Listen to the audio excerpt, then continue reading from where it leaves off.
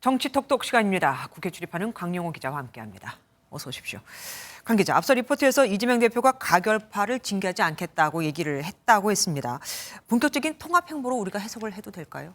네, 이재명 대표의 결심은 그런데 친명계와 비명계 각각 얼마나 호응할지는 지켜봐야 할 것 같습니다. 네. 당내는 아직 체포동의안 가결에 대한 세력간 앙금이 남은 모습입니다. 대표적인 비명계 의원이죠.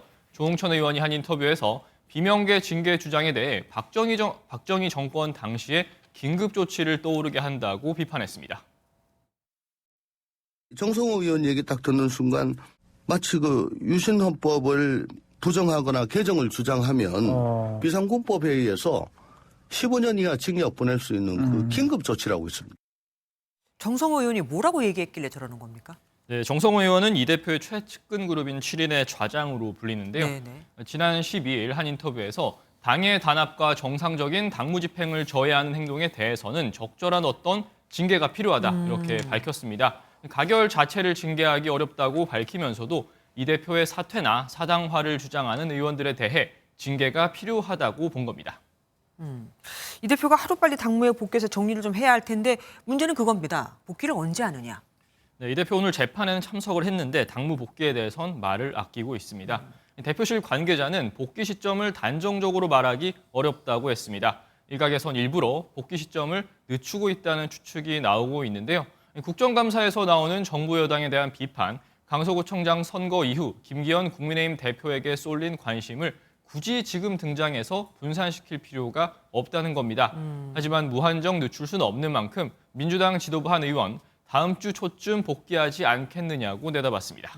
2주차를 맞은 국정감사 얘기도 좀 해보겠습니다. 오늘은 특히 어떤 상임위가 뜨거웠습니까? 네, 공영방송 국정감사가 열린 국회 과방위 얘기를 해볼까 하는데요. 네네.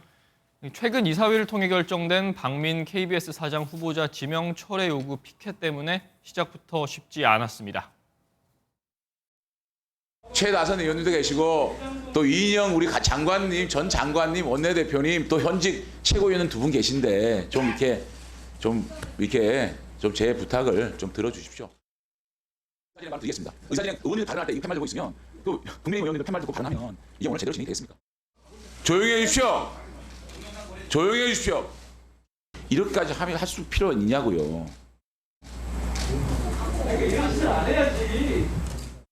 대충 봐도 뭐 저래서 회의가 됐겠냐 싶습니다.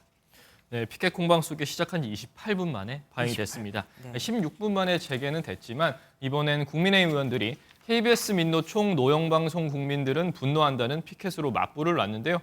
결국 양측이 모두 피켓을 제거하기로 합의가 되고 나서야 회의는 정상 진행될 수 있었습니다. 그리고 예전에 국회에 출석해서 설화를 일으켰던 김문수 경제사회노동위원장도 오늘 출석했는데 여기서도 말이 많았습니다. 네, 김문수 경사노 위원장 국회 환노위 국정감사에 출석을 했는데요. 김 위원장이 한 단체 출범식에서 한 축사가 논란이 됐습니다. 해당 단체가 극우 단체였다는 겁니다. 총선에서 국민의힘이 180석 이상이 되는 일을 목표로 한다. 이거였습니다. 이거 뭐 국민의힘이라는 공적 정당의 사적 선거운동 단체라고 봐도 그 180석이 목표라는 저런 이야기 들은 바도 없고 자유민주를 위한 국민운동에 참여하는 게 공무집이 어떻게 사무입니까? 네, 민주당은 김 위원장을 향해 극우 유튜버로 전업하라는 논평을 내기도 했습니다. 네, 지금까지 정치부 강영호 기자와 함께했습니다. 고맙습니다. 안녕하세요. 김주하입니다. 공정하고 신속한 MBN 뉴스, 유튜브를 통해서도 만나보실 수 있습니다. 특히 더 많은 뉴스와 라이브를 보고 싶으시다면 오른쪽을 눌러서 구독하시면 됩니다. 어렵지 않죠? 빠르고 정확한 뉴스로 계속 찾아뵙겠습니다. MBN 뉴스를 시청해주신 여러분 고맙습니다.